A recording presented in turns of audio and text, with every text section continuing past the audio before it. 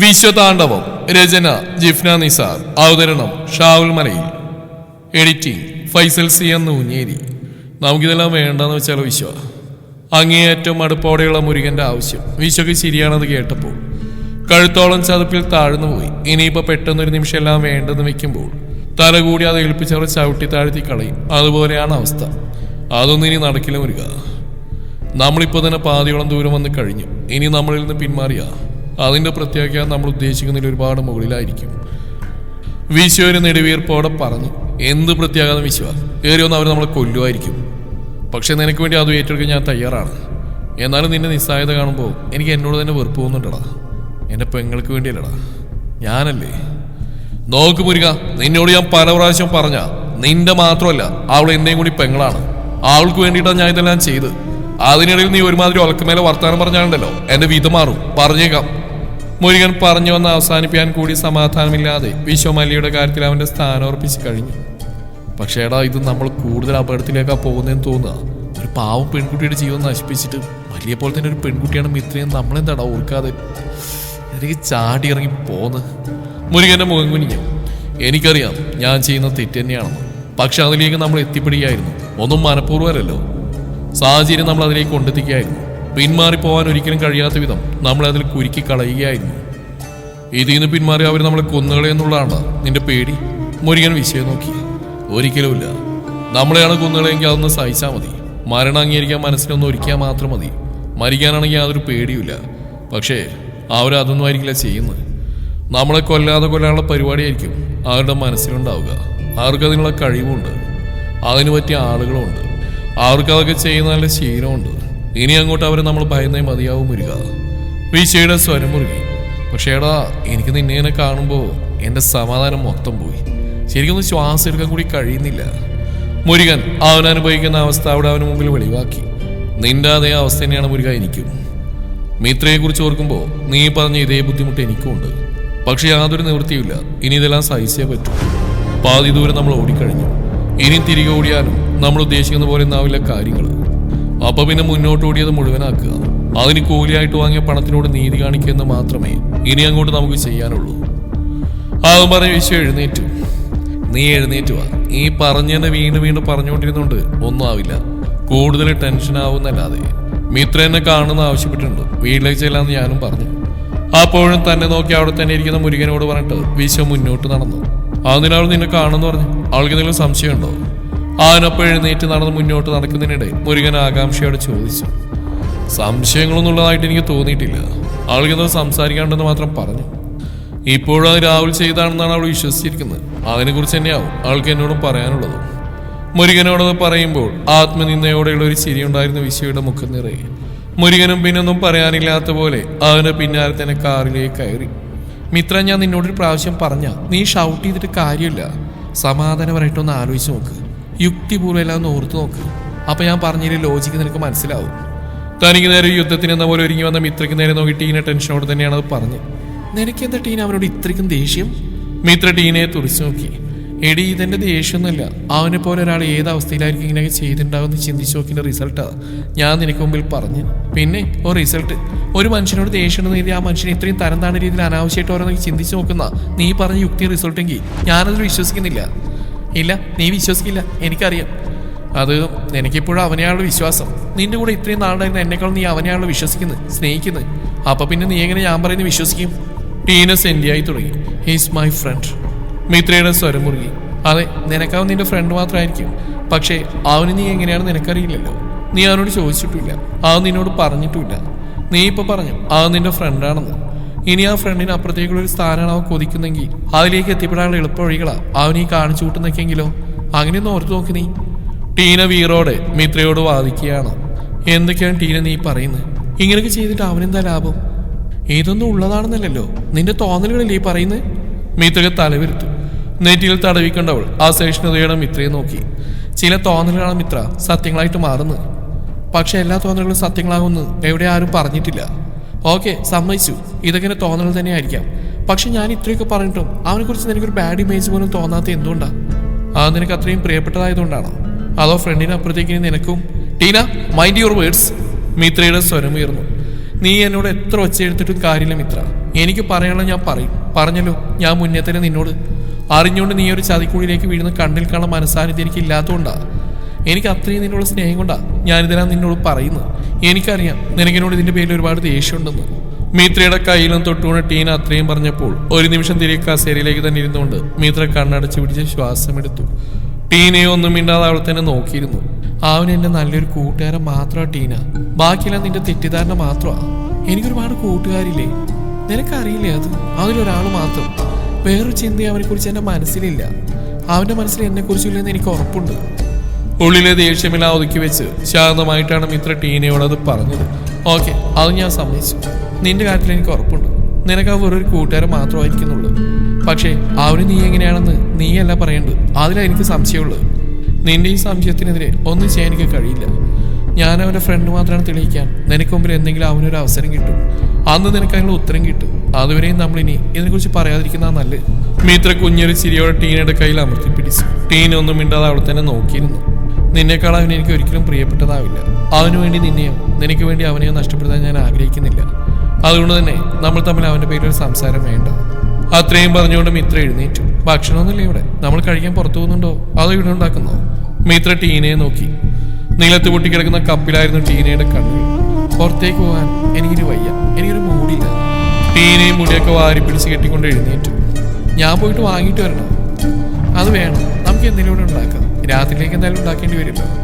താഴേക്ക് ഇരുന്നോണ്ട് ആ പൊട്ടിച്ച് തെറിയ കപ്പിന്റെ കഷ്ണങ്ങൾ പെറുക്കിയെടുക്കുന്നതിനിടെ ടീന പറഞ്ഞു. മിത്ര അംഗീകരിച്ചു.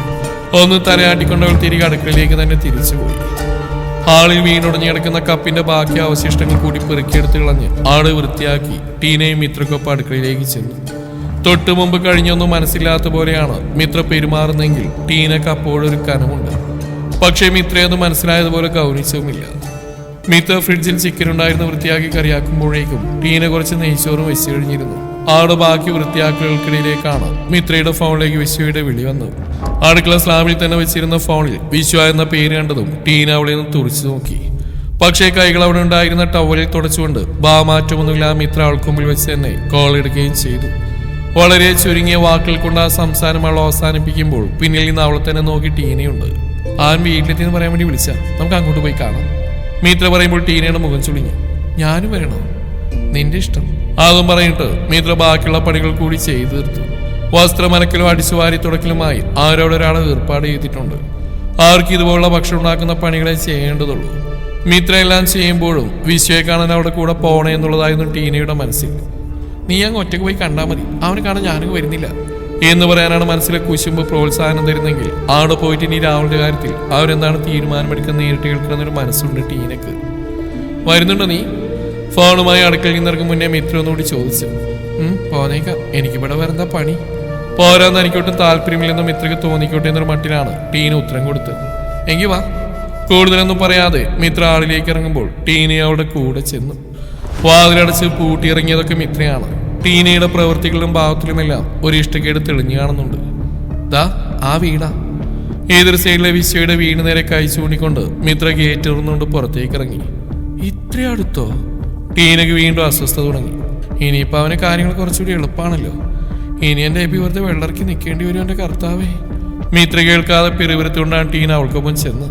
നീ ഇവിടെ വന്നിട്ടുണ്ടോ? വിശ്വയുടെ വീണ്ടും ഗേറ്റ് തുറന്ന് അകത്തേക്ക് ഇറങ്ങാൻ തുടങ്ങുന്ന മിത്രയെ പിടിച്ചിരുത്തിയോട് ടീന ചോദിച്ചു. ഇവിടെ വരെയും വന്നിട്ടുണ്ട്. അവരപ്പോൾ നിൽക്കുന്ന ഇടം കണ്ണു കാണിച്ചുകൊണ്ട് മിത്ര പറയുമ്പോൾ ടീനയുടെ മുഖം വീണ്ടും ഉയർത്തിയിട്ടി. അവരകത്ത് കയറി മുന്നേ വിശ്വ ഇറങ്ങി വന്നിരുന്നു. കയറുവാ. ഹൃദ്യമായൊരു ചിരിയോടെ അവൻ സിറ്റൗട്ടിൽ നിന്നൊരു ക്ഷണിക്കുമ്പോൾ മിത്ര ടീനെ കൂടി ഒന്ന് തിരിഞ്ഞു നോക്കി. ആൾക്കപ്പോഴും അവനോട് പിണക്കം തന്നെയാണെന്ന് ആ നോട്ടം കണ്ടാലേ അറിയാം. വാ.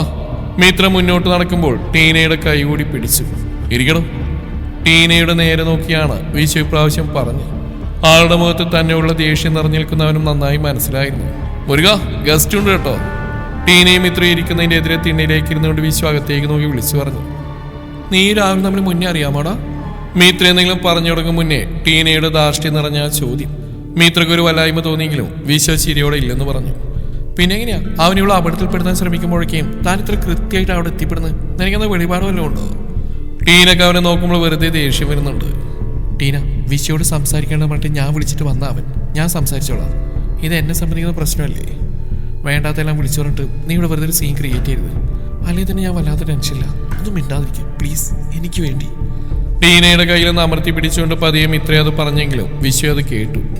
സാറില്ലടോ, ടീന ചോദിക്കട്ടെ. സംശയങ്ങൾ മനസ്സിലിട്ട് വളർത്തി അത് പെരുകി വലുതാക്കിയാൽ നമ്മുടെ സ്വസ്ഥകളെ ഇടവരുത്തുന്നതിലും നല്ലതാ. അത് എതിരെ നിൽക്കുന്ന ആളോട് തന്നെ ചോദിച്ച് ക്ലിയർ ചെയ്യുന്നത്.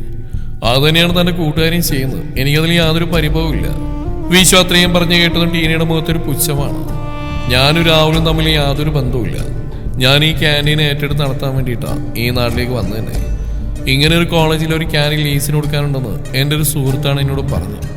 ഞാൻ ഇതുവരെയും കൈവച്ച് നോക്കാത്തൊരു ഏരിയ ആയതുകൊണ്ട് എനിക്കിതിൽ വലിയ ഉറപ്പൊന്നുമില്ലായിരുന്നു. പക്ഷേ ഇവിടെ വന്ന് ഇതെല്ലാം കണ്ടപ്പോൾ എന്നെ കൊണ്ട് പറ്റുമെന്നൊരു തോന്നലാണ് ഞാനിവിടെ സ്റ്റേ ചെയ്യാൻ തീരുമാനിച്ചത്. നിങ്ങളെ ഈ രാഹുലിനെ ഞാൻ ഒരു ദിവസമാണ് മീറ്റ് ചെയ്തത്. അതെങ്ങനെയായിരുന്നു എനിക്ക് ഞാൻ പറഞ്ഞു തരേണ്ട കാര്യമില്ലല്ലോ. പിന്നെ രാഹുലും ഇത്ര അപകടപ്പെടുത്താൻ ശ്രമിക്കുമ്പോഴെല്ലാം ഞാൻ കൃത്യമായിട്ട് അവിടെ എത്തിച്ചേരുകയല്ല. താൻ പറഞ്ഞ പോലെ അതറിയാനുള്ള വെളിപാടും എനിക്കില്ല. സാഹചര്യങ്ങൾ കൊണ്ട് അതെങ്ങനെയൊക്കെ എത്തിപ്പെടുക. നിയോഗത്തിലും വിധിയിലും എനിക്ക് യാതൊരു വിശ്വാസം ഉണ്ടായിരുന്നില്ല. ഇപ്പൊ തോന്നുന്നു അങ്ങനെ ചില മൂവ്മെന്റുകൾ കൂടി നമ്മുടെ ലൈഫിൽ ദൈവം ഒരുക്കി വെച്ചിട്ടുണ്ടെന്ന്. ചിലപ്പം ഇത്രയെ പോലെ നല്ലൊരു ഫ്രണ്ടിനെ എന്നിലേക്ക് എത്തിക്കാൻ വേണ്ടിയിട്ട് ദൈവം മനഃപൂർവ്വം ഉണ്ടാക്കിയ ഒരു ചാൻസ് ആണെങ്കിലോ രാഹുലിന്റെ രൂപത്തിൽ. അതങ്ങനെ കാണാൻ എനിക്കിഷ്ടം. അത് പറയുമ്പോൾ മിത്രയുടെ നേരെയായിരുന്നു വിശ്വയുടെ കണ്ണുകൾ. അത് തന്നെയാണ് ടീനെ അപ്പോൾ ഏറെ അസ്വസ്ഥപ്പെടുത്തിയതും. ധൈര്യമായിട്ട് വാങ്ങിച്ചു കൊടുക്കുക ടീന. നിങ്ങളെ അപകടത്തിലാക്കാൻ വേണ്ടി അതിനാരും ഒന്നും കലർത്തിയിട്ടൊന്നുമില്ല. കുടിക്കാനുള്ള വെള്ളവുമായി വന്ന് മുരുകനെ ടീനെ തുറച്ചു നോക്കുന്നതുകൊണ്ടാണ് വിശ്വരി ചിരിയോടുകൂടി അവളോട് അത് പറഞ്ഞു. ടീനയുടെ മുഖം വിളറി വെളുത്തുപോയി. വാങ്ങിക്കും. മുരുകനും ചിരി വന്ന് അവളെ നോക്കുമ്പോൾ എങ്കിലും അത് അടക്കി പിടിച്ചുകൊണ്ടവൻ ആൾക്ക് നേരെ ഗ്ലാസ് കിട്ടി. വളരെ കഷ്ടപ്പെട്ടുകൊണ്ട് അവൾ അത് വാങ്ങി. പതിഞ്ഞൊരു താങ്ക്സും കിട്ടി മുരുകന്. മിത്രയ്ക്ക് നേരെ ഗ്ലാസ് കിട്ടുമ്പോൾ മുരുകന്റെ മുഖം കുനിഞ്ഞു പോയി. വിശ്വക്ക് അത് പെട്ടെന്ന് മനസ്സിലായി. കുടിക്കണം. എങ്കിലും അവനെ ശ്രദ്ധിക്കാതെ ഒരു ടീനെ നോക്കി പറഞ്ഞു. എവിടെ വന്ന് ഒറ്റക്ക് നിൽക്കുന്നുണ്ടെന്നേ ഉള്ളൂ. ഞങ്ങൾക്ക് നാട്ടിൽ അമ്മയും പെങ്ങന്മാരെ കൊണ്ടിടും. അത്രയും ദുഷ്ടന്മാരാണ് ഞങ്ങളെന്ന് ടീനക്ക് തോന്നുന്നുണ്ടോ? ആളുടെ ആ വിമിഷ്ടം കണ്ടിട്ട് വിശ്വ വീണ്ടും പറഞ്ഞു. അറച്ചറച്ചുകൊണ്ട് അവൾ കുടിച്ചു തുടങ്ങിയപ്പോഴേക്കും മിത്ര അത് ഒറ്റവലി കുടിച്ചിട്ട് ഗ്ലാസ് തിരികെ മുരുകൻ തന്നെ കൊടുത്തു. താങ്ക്സ്. ചിരിയോടെ അവന് നേരെ നോക്കി പറയുമ്പോൾ മുരുകനും തിരിച്ചിരിക്കാതിരിക്കാൻ കഴിഞ്ഞില്ല. നാട്ടിൽ പോയിരുന്നല്ലേ? മുരുകനും വിശ്വയും ഇത്രയും മാറി മാറി നോക്കിയിട്ടാണ് മൂളിയത്. അവനോട് തന്നെയല്ലേ അവൾ ആ ചോദിക്കുന്നതെന്നൊരു സംശയമുണ്ട് ആ മുഖം നിറയെ. അവിടെ എന്താ വിശേഷം? ഏറെക്കാലത്തെ പരിചയമുള്ള പോലെ തികച്ചും ലാഘവത്തോടെയുള്ള മിത്രയുടെ ആ അന്വേഷണം. അവിടെ മുരുകനെ പെട്ടെന്ന് പറയാൻ കിട്ടിയില്ല. അനിയത്തിക്കുട്ടിക്കല്ലേ സുഖമില്ല എന്ന് പറഞ്ഞ്? അതെ. ഇപ്പം എങ്ങനെയുണ്ട് ആൾക്ക്? ഇപ്പം കുഴപ്പമൊന്നുമില്ല. ഇപ്രാവശ്യം ഡോക്ടറെ കണ്ടിട്ട് എന്താ പറഞ്ഞേ? പേടിക്കാനൊന്നുമില്ല, എങ്കിലും കുറച്ചാൾ കൂടി ഇതുപോലൊക്കെ തന്നെ കൊണ്ടുനടക്കണം എന്ന് പറഞ്ഞു. മുരുകൻ പറഞ്ഞു കേട്ടിട്ട് ടീന കൈയുള്ള ഗ്ലാസ്സിൽ പിടിമുറുക്കിയിട്ട് പല്ല് കടിച്ചു പിടിച്ചിരിക്കുകയാണ്. ഇവിടെ എന്തിനൊക്കെ ചോദിച്ചറിയുന്നത് എന്നൊരു ഭാവമാണ് ടീനക്ക്. മിത്രയ്ക്ക് നേരെയാണ് നോട്ടമെങ്കിലും വിശ്വ ഇടയ്ക്കിടെ ടീനയെ കൂടി ശ്രദ്ധിക്കുന്നുണ്ട്. മുരുകനോട് പിന്നെ ഒന്നും സംസാരിക്കാനില്ലാത്ത പോലെ മിത്രയുടെ നോട്ടം വീണ്ടും വിശ്വക്ക് നേരെ തിരിഞ്ഞു. രാഹുലിന്റെ കാര്യത്തിൽ നമ്മളിനി എന്ത് ചെയ്യണം വിശ്വ? അത് ചോദിക്കാനാണ് ഞാൻ നിന്നോട് കാണണമെന്ന് പറഞ്ഞു. മിത്ര നേരെ കാര്യത്തിലേക്ക് കടന്നു. തല്ലി കൊല്ലുക വേണ്ടത് അവൻ ചെയ്ത കാര്യം വെച്ചിട്ട്. നീ പറ ഞാൻ എന്തു വേണമെന്ന്. നീ പറയുന്നത് എന്തു ചെയ്തോളാം. കാരണം ഇവിടെ എന്നേക്കാൾ അപമാനിക്കപ്പെടുന്നത് നീയാണ്. എനിക്കിതൊന്നും അത്ര തന്നെ വലിയൊരു കാര്യമായിട്ട് എടുക്കാനില്ല. അവൻ്റെ ഓരോ കുസൃതികൾ മാത്രം, അത്രയും ഞാനിതിനെ കാണുന്നുള്ളൂ. വിശ്വയുടെ മുഖം വലിഞ്ഞു മുറുകി. അതുവരെയുള്ള ചിരിയല്ലായിരുന്നു അവനത് പറയുമ്പോൾ. ഞാനത് അത്ര കാര്യമായിട്ട് എടുത്തിട്ടൊന്നുമില്ല വിശ്വ. പക്ഷെ എനിക്ക് തോന്നുന്നു ഇത് നമ്മൾ ഇത്ര നിസ്സാരമായിട്ട് വിട്ടാൽ അവൻ ഇനി കൂടുതൽ വലിയ കളികൾ കളിച്ചിട്ട് നമ്മളെ വീണ്ടും ഇതുപോലെ ഒരു ഊരാക്കുള്ളിലേക്ക് കൊണ്ടെത്തിക്കും.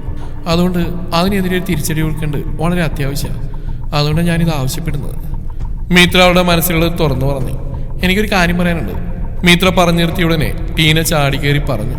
അവരെല്ലാം അവളെ നോക്കി കയ്യിലുള്ള ഗ്ലാസ്സിൽ ഒരിക്കൽ കൂടി ചുണ്ടുമുട്ടിച്ച് അത് കുടിച്ചിരുന്നെന്ന ഭാവത്തിൽ തിരികെ മുരുകൻ നേരെ തന്നെ നീട്ടിയിട്ട് അവൾ വീണ്ടും അവനോടൊരു ജീവനില്ലാത്ത താങ്ക്സ് പറഞ്ഞു. ഇതിപ്പോൾ ഈ പ്രശ്നം നിങ്ങൾ രണ്ടുപേരെയും കാര്യമായിട്ട് എടുത്തിട്ടില്ലാത്ത സ്ഥിതിക്ക് ഇത് ഇവിടെ തന്നെ വിട്ടുകളയുന്നല്ലേ നല്ല? രാഹുൽ ഇതുപോലുള്ള ചീപ്പ് പരിപാടികൾക്ക് നിങ്ങളൊരു വിലയും കൊടുക്കില്ലെന്ന് കണ്ട അവനത് ഉപേക്ഷിക്കാനും മതിയാവില്ലേ? അതല്ലാതെ വീണ്ടും ഇതിന് പുറകെ കൂടിയിട്ട് ഇതിനേക്കാൾ വലിയൊരു പുലിവാരത്തിനെ അവൻ നിങ്ങളിലേക്ക് ഇട്ടിരുന്നതിൽ നല്ലതല്ലേ ഇതങ്ങ് അവഗണിച്ചു വിടുന്നത്? ടീന വിശ്വയും ഇത്രയും മാറി മാറി നോക്കിയിട്ടാണ് തന്റെ അഭിപ്രായം പറഞ്ഞത്. ആൾ പറഞ്ഞിരുത്തിയ നിമിഷം തന്നെ വിശ്വയുടെയും ഇത്രയും നോട്ടങ്ങൾ പരസ്പരം ഇടഞ്ഞു. ഇനി ഈ ഒരു വിഷയത്തിന്റെ പേരിൽ രാഹുലിനോട് പ്രശ്നം ഉണ്ടാക്കാൻ പോവുകയും അതിന്റെ പേരിലും ഇത്രയും വിഷയം കൂടുതൽ അടുക്കാനുള്ള ഒരു സാഹചര്യമെല്ലാം ടീന മുൻകൂട്ടി കണ്ടുകൊണ്ടാണ് അതിനെതിരെ ഒരു തടയിട്ടുകൊണ്ട് ആളുടെ അഭിപ്രായം എന്ന രീതിയിൽ ആ കാര്യം അവിടെ അവതരിപ്പിച്ച്. അങ്ങനെ ചെയ്തൂടെ? അതല്ലാതെ അവനൊരു പണിയിരുന്നു, നിങ്ങളൊരു മറുപണി അവന് കൊടുക്കുന്നു, വീണ്ടും അതിനേക്കാൾ വലിയൊരു പണിയിരുന്നു, നിങ്ങൾ അതിനേക്കാൾ വലിയൊരു പണി തിരികെ കൊടുക്കാൻ പോകുന്നു. കാലാകാലത്ത് ഇങ്ങനെ ചങ്ങല പോലെ നീട്ടിക്കൊണ്ടു പോകുന്നതിന് നല്ലതല്ലേ അവനെ പോലെ ഒരു കൃമിയെ തീർത്ത് അവഗണിക്കുന്നത്, മൈൻഡ് ചെയ്യാണ്ടിരിക്കുന്നത്? താനത് പറയാനുള്ള സാഹചര്യം കൂടി വളരെ ലാഘവത്തോടെ ടീന അവതരിപ്പിച്ചു. അത് മാത്രമല്ല, അവനായിട്ട് കൂടുതൽ പ്രശ്നത്തിന് പോകുമ്പോൾ വീശ പറഞ്ഞ പോലെ അവന് വലിയ പ്രശ്നമാവില്ല. അതെല്ലാം മിത്രക്കാണ് എതിരെ നിൽക്കുന്നത്. അതിന്റെ ദോഷം മുഴുവൻ അവൾക്ക് തന്നെയാണ്.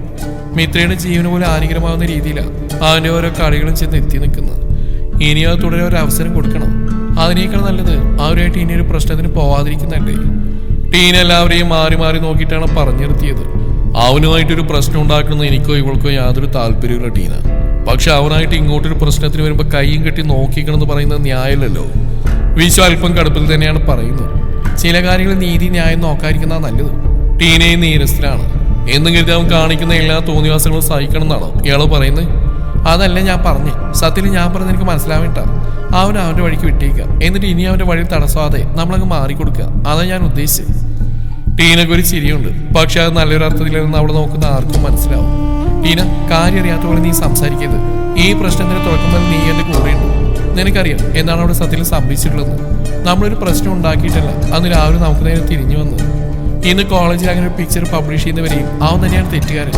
അവൻ എന്നെ ദ്രോഹിക്കാൻ ശ്രമിച്ച് പ്രതിരോധിക്കുക മാത്രമേ ഞാൻ അവനോട് ചെയ്തിട്ടുള്ളൂ. അതിനിടയിൽ വിശ്വ വന്ന് പെട്ടതാണ്. അത് നിനക്കും അറിയാലോ. നമ്മളെപ്പോലെ അവൻ ഈ കേസിൽ നിരപരാധിയാണ്. ഇങ്ങോട്ട് ഉപദ്രവിച്ചുകൊണ്ടാണ് വിശ്വ രാവിലെ അടിക്കേണ്ടി വന്നു. വിശ്വയും ടീനയും തടഞ്ഞുകൊണ്ടാണ് മിത്ര സംസാരിച്ചു തുടങ്ങിയത്. വിശ്വ ഇനി എന്തെങ്കിലും പറഞ്ഞാൽ ടീന അത് പറഞ്ഞിട്ട് അവനോടൊരു മുട്ടൻ വഴക്കുണ്ടാക്കുമെന്നൊരു തോന്നലുണ്ട് മിത്രയ്ക്ക്. അതുകൊണ്ട് കൂടിയാണ് അവൾ വിശ്വയ്ക്ക് വേണ്ടിയും കൂടി സംസാരിക്കുന്നത്. അത് തന്നെയായിരുന്നു ടീനയുടെ ഏറ്റവും വലിയ ദേഷ്യവും. മിത്ര തനിക്ക് വേണ്ടിയാണ് സംസാരിക്കുന്നതൊക്കെ വിശ്വക്ക് മനസ്സിലാവുന്നുണ്ടായിരുന്നു. ശരി, ഇനി അതിന്റെ പേരിൽ നിങ്ങൾ തമ്മിലൊരു വാക്കേറ്റം ഉണ്ടാക്കേണ്ട കാര്യമില്ല. ഇപ്രാവശ്യം ടീന പറഞ്ഞാൽ നമുക്ക് നോക്കാം മിത്ര. ഇനി ഒരിക്കലും രാഹുലായിട്ട് നമ്മളൊരു പ്രശ്നത്തിനും പോവേണ്ട. അവൻ ഇതുപോലെ ചീള് കേസുകൾ ചെയ്താൽ പോലും നമ്മൾ ശ്രദ്ധിക്കാനും പോകുന്നില്ല. ഒടുവിൽ വിശ്വതൻ ഇടപെട്ടുകൊണ്ടൊരു തീരുമാനം പറഞ്ഞു. അങ്ങനെ അവനെ മാത്രം അകറ്റിയിരുത്തിയോണ്ട് കാര്യമില്ലടോ. നീ ഇവളും നമ്മൾ ഈ ഫ്രണ്ട്ഷിപ്പ് അത് കോളേജിലെങ്കിലും ഒഴിവാക്കാൻ മാക്സിമം ശ്രദ്ധിക്കണം. കാരണം നിങ്ങളെ സംബന്ധിച്ച് അവിടെ രാഹുൽ നടത്തിയ ഒരു അപവാദം അത് സത്യമാണ് നിങ്ങളായിട്ട് തന്നെ പറയിപ്പിക്കാൻ ഒരു സാഹചര്യം ഉണ്ടാക്കി കൊടുത്തിട്ട് പിന്നെ അതിന്റെ പേരിൽ രാഹുലിന്റെ നെഞ്ചത്തോട്ട് പാഞ്ഞേറിയിട്ട് യാതൊരു കാര്യം ഉണ്ടാവില്ല. യാതൊരു ആയവുമില്ല. ടീന അവർ രണ്ടുപേരെയും പരമാവധി തമ്മിൽ അടുപ്പിക്കാതിരിക്കുന്ന ഒരു ഉദ്ദേശത്തോടു കൂടി അത് പറയുമ്പോൾ ആളെ കൂട്ടി അങ്ങോട്ട് വരണ്ടായിരുന്നു എന്നാണ് മിത്ര ആലോചിച്ചത് മുഴുവനും. ഇതിപ്പോൾ വിശ്വക്കും മുരുകനും മുന്നിൽ വെച്ചിട്ട് വാക്കേറ്റം ഉണ്ടാവാതിരിക്കാൻ വേണ്ടിയിട്ടാണ് മനസ്സിലുള്ളതെല്ലാം പുറത്തേക്കിടാതെ മിത്ര ആത്മസംയമനം പാലിച്ചു നിൽക്കുന്നത്. തുടരും ഈ കഥയുടെ ബാക്കി ഭാഗം നാളെ ഇതേ സമയം.